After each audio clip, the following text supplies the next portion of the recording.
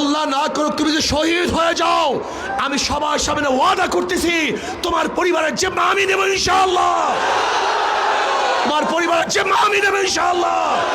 আমি মনে করি মুমিনের ঈমানের সামনে ডাকাতদের ঈমানের কোনো শক্তি নাই।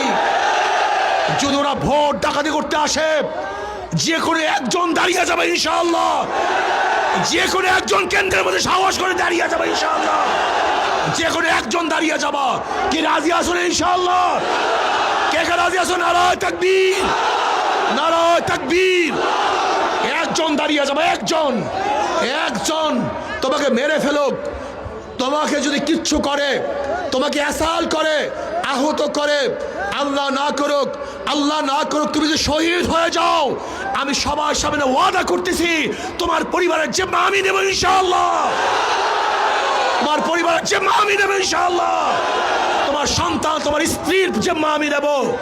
শহীদ হয়ে যাবা, কিন্তু কোনো অবস্থাতেই কোনো ডাকাতদেরকে ভোট কেন্দ্র ছাড়া যাবে না ইনশাআল্লাহ।